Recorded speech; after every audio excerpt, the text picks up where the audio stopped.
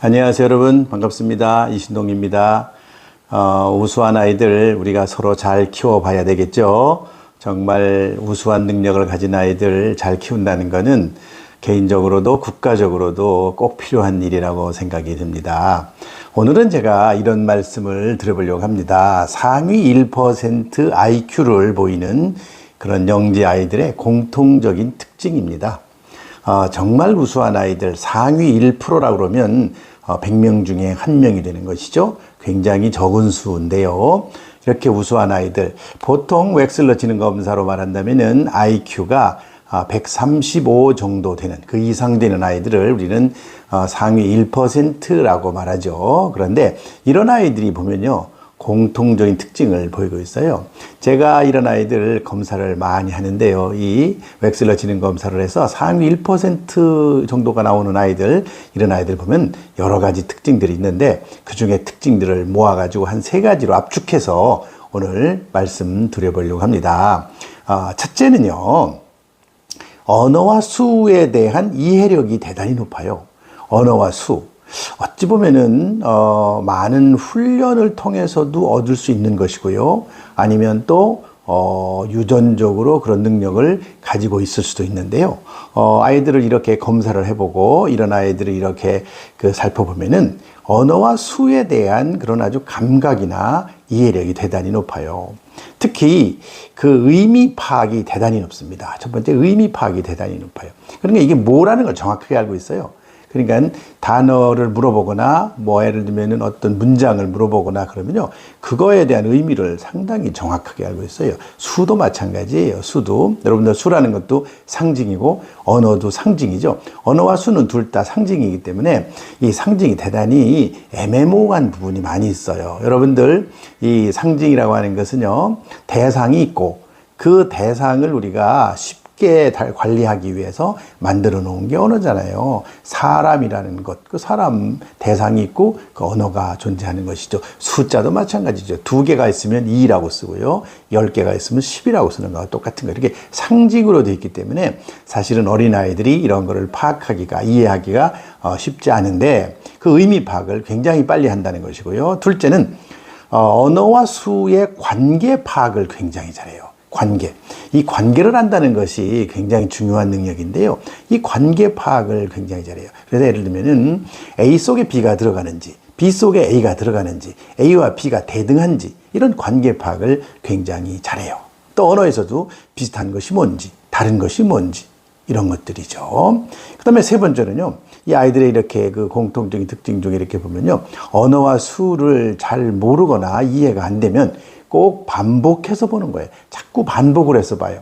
이 반복이라는 것이 한 번 보고 금방 알 수 있는 사람은 많이 없죠. 어려운 것을 또 갈수록 한 번 보고 알 수 있는 거는 없죠. 그런데 이 아이들 보면은 특징이 나름대로 이렇게 반복적으로 그것을 보려고 노력을 합니다. 반복한다는 것이죠. 이 반복한다는 거 대단히 중요한 그런 능력이라고 말할 수가 있어요.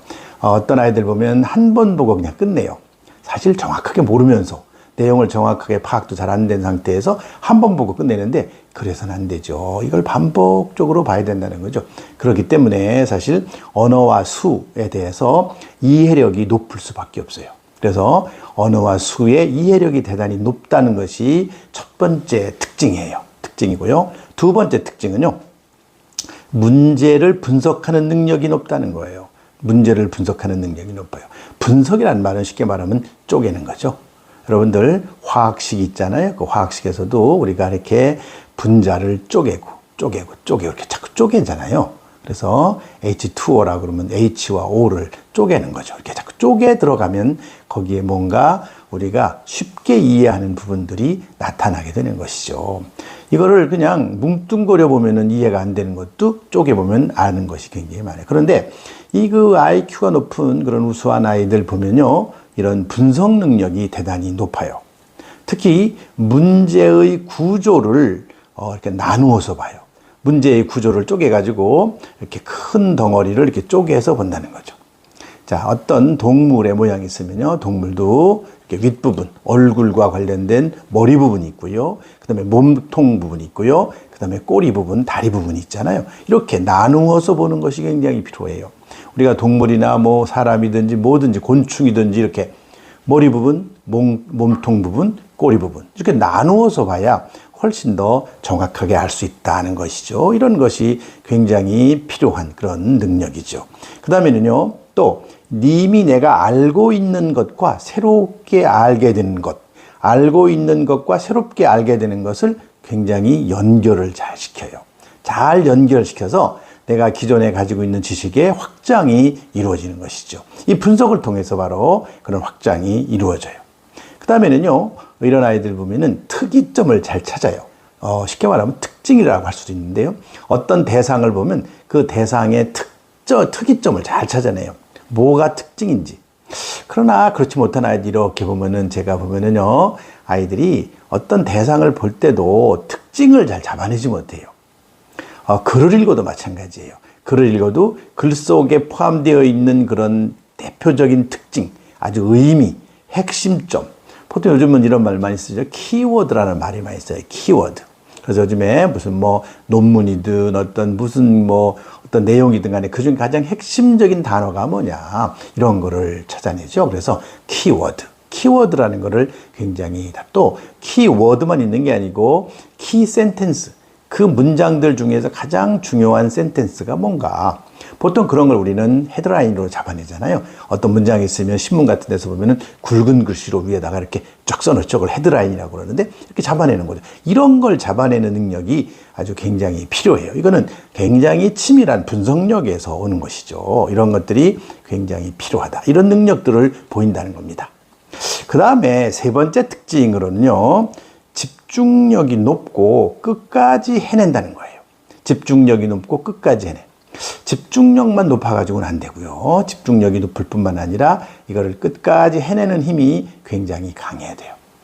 우리가 보통 이제 학교를 가거나 우리가 공부를 하거나 학습을 하게 되면은 힘든 일이 자꾸 벌어져요. 머리가 아파요.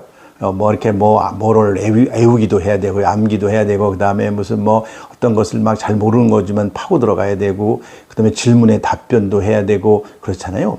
그런데 그런 일을 계속 하다가 보면은 아예 중간에 포기해버리고 싶은 게 많죠. 아이들 금방금방 포기하는 아이들이 많아요. 그래서 부모님들 이렇게 금방금방 포기하는 거는 정말 아이들을 잘 보시고 그걸 고쳐주셔야 돼요. 빨리빨리 포기하면 안 돼요. 뭔가를 끝까지 물고 늘어져서 끝까지 해결할 때까지. 물론 그것이 정답이 꼭 나오지 않아도 상관없죠. 정답이 나오지 않아도 그것을 한번 끝까지 해낼 수 있도록 부모님이 자꾸 도와주셔야 돼요. 안 해도 틀려도 괜찮다. 편안한 마음으로 자꾸 이렇게 도와주도록 노력을 하셔야 돼요. 대부분 우수한 아이들, 상위 1%의 IQ를 가진 아이들 보면요. 되게 침착하고 차분하더라고요. 제가 보니까 침착하고 차분해요. 차분하기 때문에 문제를 훨씬 더 정확하게 풀어낼 수 있는 그런 능력이죠. 우리가 지능 검사를 하는 것도요, 문제를 푸는 거예요. 문제를 질문하면 그 질문에 답변을 자꾸 하는 거기 때문에 문제를 풀어내 나가는 거죠. 그런데 그 문제를 풀으려면 일단 차분하게 그 상대방이 얘기하는 거, 또 검사자가 얘기하는 거를 잘 들어야 돼요. 침착하게 잘 듣고, 그리고 스텝 바이 스텝으로 하나를 잘 이해를 해야 돼요. 그런데 그것이 안 되면 정확하게 문제를 풀어낼 수가 없죠. 그 다음에는요, 쉽게 포기하지 않는다는 겁니다. 쉽게 포기하지 않고 끝까지 해낸다는 거. 이런 능력들이 특징으로 나타나고 있어요. 우리 아이들도 우수한 아이들이 많이 있잖아요. 그래서 그런 아이들, 우리가 보면은 이런 공통적인 특징을 보일 겁니다. 그 다음에 또 우리 아이는 그렇게 우수하지 않다 그래도 이런 공통적인 특징을 아이들에게 하나하나 부모님들이 가르쳐 줄 필요가 있어요. 그러면요, 가르쳐 주면 아이들이 훨씬 더 문제를 해결하는 능력이 높아질 거라고 생각합니다. 오늘 제가 상위 1%의 IQ를 보이는 그런 영재 아이들의 공통적인 특징에 관한 얘기를 했는데요. 세 가지로 다시 한번 간략하게 정리를 하면요. 첫째는요, 언어와 수에 대한 이해력이 높다는 겁니다.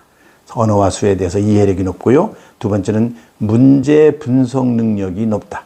그래서 잘 이렇게 쪼갤 줄 안다 하는 것이죠. 구조를 잘 파악한다는 것이고요. 셋째는 집중력이 높고 끝까지 해내려고 노력한다는 거죠. 집중력이 높고 끝까지 해내려고 노력해요. 그래서 이런 세 가지의 특징을 우리가 살펴봤는데요. 우리 아이에게도 이런 특징들을 부모님들이 하나하나 길러주시면 상당히 학교에나 또 어떤 일을 하더라도 그 일을 성공적으로 잘 수행해낼 수 있을 거라고 생각합니다. 오늘은 여기까지 하겠습니다. 감사합니다.